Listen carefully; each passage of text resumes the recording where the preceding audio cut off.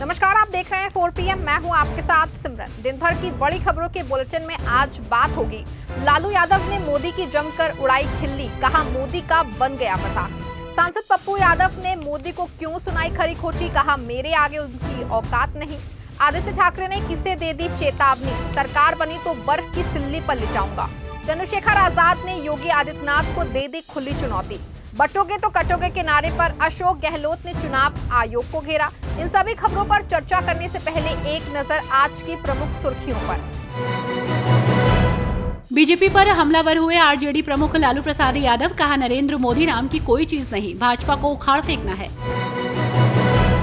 पप्पू यादव का बड़ा बयान, कहा मोदी की मेरे आगे औकात नहीं, बांट चुका हूं 9000 बीघा जमीन। शिवसेना यूबीडी नेता आदित्य ठाकरे की चेतावनी, कहा सरकार बनी तो जिन्होंने धोखा दिया उन्हें बर्फ की सिल्ली पर लिटाऊंगा। चंद्रशेखर आजाद की सीएम योगी को चुनौती, बिजनौर की किसी भी विधानसभा सीट पर चुनाव लड़कर दिखाएं सीएम योगी, अगर जमानत जब्त कराकर नहीं भेजा तो मेरा नाम भी चंद्रशेखर नहीं।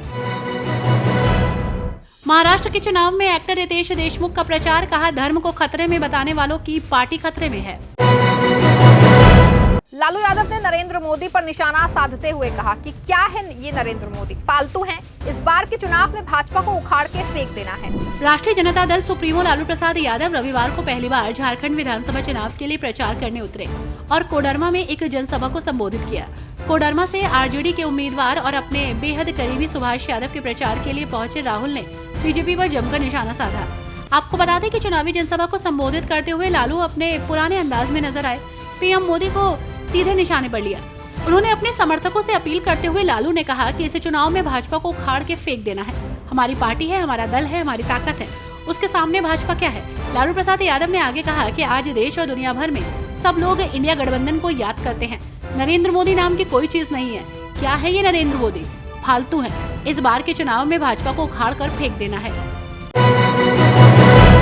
पप्पू यादव ने पीएम मोदी पर निशाना साधते हुए कहा कि कोरोना में उनके पास केंद्र सरकार से ज्यादा पैसा था, गरीबों में 9000 बीघा जमीन बांटी, मेरे आगे उनकी औकात ही क्या है।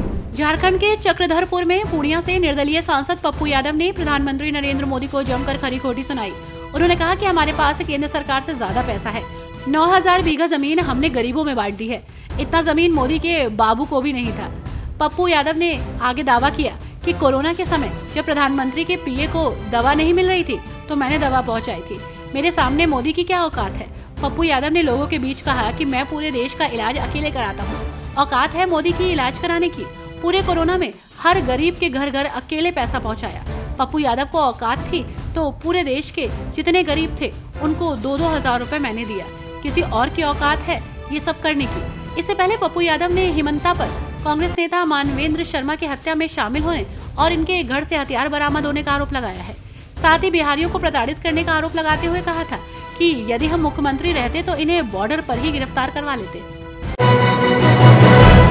आदित्य ठाकरे ने विरोधियों को चेतावनी देते हुए कहा कि जब हमारी सरकार बनी तो उनको बर्फ की सिल्ली पर लिटाऊंगा। महाराष्ट्र के विधानसभा चुनाव के लिए प्रचार जोरों पर है और इस दौरान जमकर जुबानी जंग जारी है। शिवसेना यूबीडी के नेता आदित्य ठाकरे ने एक चुनावी सभा के दौरान महायुति सरकार को घेरा और राज्य में बेरोजगारी की समस्या को उठाया। साथ ही आदित्य ठाकरे ने चेतावनी भरे लहजे में कहा कि जिन लोगों ने उन्हें धोखा दिया है उन्हें सरकार बनने पर बर्फ की सिल्ली पर लिटाऊंगा। ठाकरे ने ये भी कहा कि भाजपा का हिंदुत्व सिर्फ चुनावी है। भाईखला में पार्टी उम्मीदवार के लिए प्रचार करते हुए आदित्य ठाकरे ने कहा कि राज्य में बेरोजगारी बड़ी समस्या है। एकनाथ शिंदे की सरकार यहाँ की नौकरियों को गुजरात ले जा रही है। आदित्य ठाकरे ने कहा कि मैं बदले के लिए नहीं बल्कि परिवर्तन के लिए लड़ रहा हूँ। सीएम एकनाथ शिंदे और देवेंद्र फडणवीस अन्याय की परिभाषा है। ये बटेंगे तो कटेंगे बोल रहे हैं, लेकिन मैं कहता हूँ कि हम बट गए तो ये हमें और लूटेंगे। नगीना सांसद चंद्रशेखर आजाद ने सीएम योगी को चुनौती देते हुए कहा कि बिजनौर की किसी भी विधानसभा सीट पर चुनाव लड़कर दिखाएं। अगर जमानत जब्त कराकर नहीं भेजा तो मेरा नाम भी चंद्रशेखर नहीं। आजाद समाज पार्टी के राष्ट्रीय अध्यक्ष और नगीना से सांसद चंद्रशेखर आजाद ने उत्तर प्रदेश के मुख्यमंत्री योगी आदित्यनाथ को एक चुनावी मंच से खुला चैलेंज दिया। कुनरकी विधानसभा उपचुनाव में अपनी पार्टी के उम्मीदवार चांद बाबू के समर्थन में रैली करने पहुंचे चंद्रशेखर ने चुनौती देते हुए कह दिया कि मैं तो मुख्यमंत्री को चैलेंज करने उनके यहाँ चुनाव लड़ने के लिए चला गया था, लेकिन अगर आप में हिम्मत है तो मेरे यहाँ आइए। बिजनौर की 7-8 में से किसी भी विधानसभा सीट से चुनाव लड़ लीजिए। चंद्रशेखर आजाद ने सीएम योगी से कहा कि मैं आपको चुनौती देता हूं कि नगीना में चुनाव लड़िए। अगर आप मुझसे डरते नहीं हैं तो बिजनौर जिले की किसी एक विधानसभा क्षेत्र से चुनाव लड़ें, आपकी जमानत तक जब्त हो जाएगी। महाराष्ट्र विधानसभा चुनाव में योगी आदित्यनाथ और पीएम मोदी के नारे की खूब चर्चा है, तो वहीं अब निर्वाचन आयोग भी विपक्ष के सवालों के घेरे में है। कांग्रेस नेता अशोक गहलोत ने मुख्यमंत्री योगी आदित्यनाथ और प्रधानमंत्री नरेंद्र मोदी के चुनावी नारे पर आपत्ति जताई। चुनाव आयोग से सवाल किया। अशोक गहलोत ने कहा कि ये बटोगे तो कटोगे की बात कह रहे हैं। ये एक मुख्यमंत्री बोल रहा है। एक रहोगे सेफ रहोगे के नारे पर चुनाव आयोग भी नहीं रोक लगा रहा है। कांग्रेस नेता पवन खेड़ा और राजस्थान के पूर्व सीएम अशोक गहलोत ने सोमवार को महाराष्ट्र चुनाव को लेकर प्रेस कॉन्फ्रेंस की। गहलोत ने इस दौरान कहा कि मुझे प्रधानमंत्री नरेंद्र मोदी से यही कहना है कि आप कर्नाटक, तेलंगाना और राजस्थान की बात करते हो। हमारे मुख्यमंत्री और उप मुख्यमंत्री ने वहां जवाब दिए हैं। हमारी योजना पब्लिकली है। लोगों का इलाज पूरा का पूरा फ्री हो रहा है। हमने आम लोगों के लिए सारी सुविधाएं दी हैं। एआईएमआईएम अध्यक्ष असदुद्दीन ओवैसी ने डिप्टी सीएम देवेंद्र फडणवीस पर निशाना साधा है। उन्होंने फडणवीस पर विधायकों को खरीदने का भी आरोप लगाया और कहा कि ए देवेंद्र फडणवीस, याद रखो तुम मेरी जुबान का मुकाबला नहीं कर सकते। महाराष्ट्र में विधानसभा चुनाव के प्रचार में जुबानी जंग तेज हो गई है। इसी बीच एआईएमआईएम अध्यक्ष और हैदराबाद के सांसद असदुद्दीन ओवैसी ने बीजेपी नेता और उप मुख्यमंत्री देवेंद्र फडणवीस के बयान पर पलटवार किया। एक चुनावी सभा को संबोधित करते हुए ओवैसी ने कहा कि ए देवेंद्र फडणवीस, तुम मेरी जुबान का मुकाबला नहीं कर सकते। तुम प्रधानमंत्री नरेंद्र मोदी और गृह मंत्री अमित शाह भी मिलकर बैठ गए, फिर भी मेरी जुबान का मुकाबला नहीं कर सकते। एआईएमआईएम चीफ ने देवेंद्र फडणवीस पर विधायकों को खरीदने का आरोप लगाया। उन्होंने कहा, देवेंद्र फडणवीस, तुमने कई विधायकों को खरीद लिया। इसे चोरी बोला जाए या डकैती बोला जाए। पीएम मोदी से डर गया क्या? जुबान से मनोज जरांगे पाटिल का नाम निकलेगा क्या? तुम्हारी जुबान लड़खड़ा जाएगी।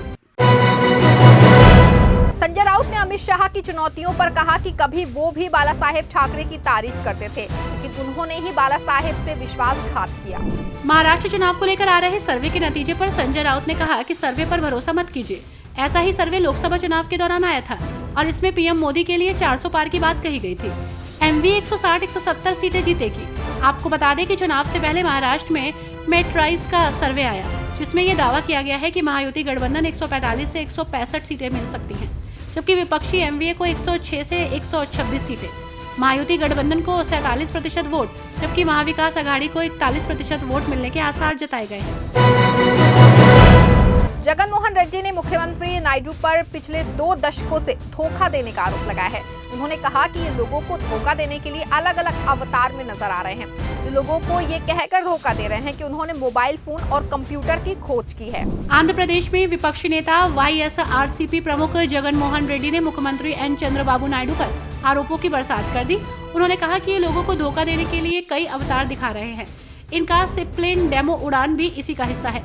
सोशल मीडिया एक्स पर शेयर किए गए एक पोस्ट में उन्होंने लिखा कि लोगों को धोखा देने का काम नायडू ने पहली बार नहीं किया, बल्कि ये पहले से भी लोगों को धोखा देते आ रहे हैं और अब वो फिर से ऐसा ही करने की कोशिश कर रहे हैं। सिप्लेन विजिट के दौरान भी वो लोगों से झूठे वादे करते हुए दिखाई दिए। जगन मोहन रेड्डी ने आरोप लगाया कि नायडू पिछले 2 दशकों से लोगों को ये कहकर धोखा दे रहे हैं कि उन्होंने मोबाइल फोन और कंप्यूटर की खोज की है। नायडू की ये सिप्लेन योजना कोई नई योजना नहीं है, ये 114 साल से चली आ रही है। इस बुलेटिन में फिलहाल बस इतना ही। ऐसी तमाम राजनीतिक खबरों के लिए बने रहें और जुड़े रहें 4 PM के साथ। धन्यवाद।